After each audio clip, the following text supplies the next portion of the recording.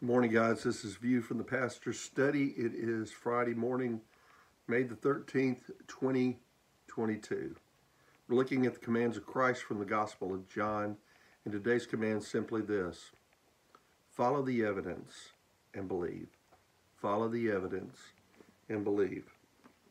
In John chapter 20, Jesus appeared to his disciples, minus Thomas. Thomas wasn't there. And he shared with them about receiving the Holy Spirit of God. We talked about that yesterday. But Thomas wasn't there. They told him, "We've seen the Lord, Thomas." And he says, "Unless I see his hands, the print of the nails, and put my finger in the print of the nails, and put my hand in his side, I will not believe." So, verse 26 tells us this: "And after 8 days his disciples were again inside, and Thomas with them. Jesus came, the doors being shut, stood in the midst and said, 'Peace to you.' Then he said to Thomas, 'Reach your finger here and look at my hands. And reach your hands here and put it in my side.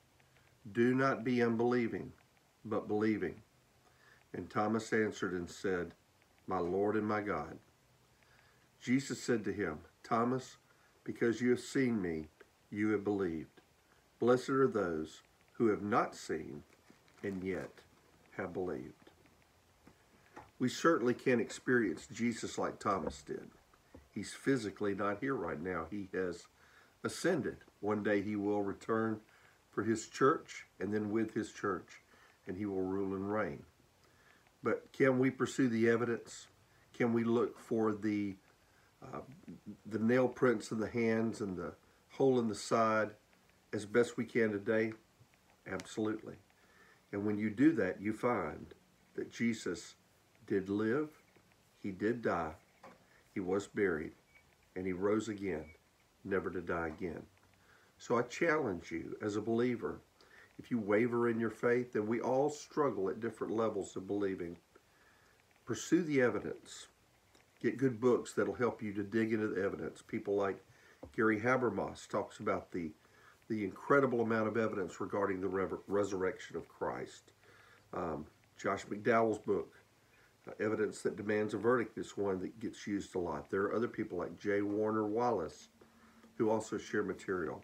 So there's Lee Strobel. There's all these guys who you can go to look for the evidence.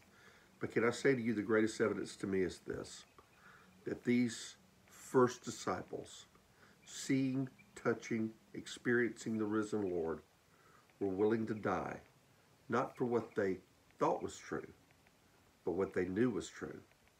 And here's the blessing for us. Us not seeing, us not touching, if we believe, the blessing is greater. So pursue the evidence and believe, and watch how it'll change your life for the better. Come join us Sunday.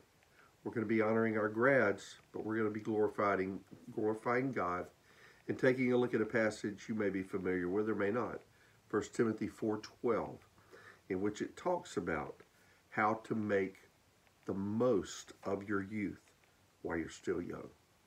So God bless you. You have a good Friday, and worship with God's people somewhere this Sunday. God bless.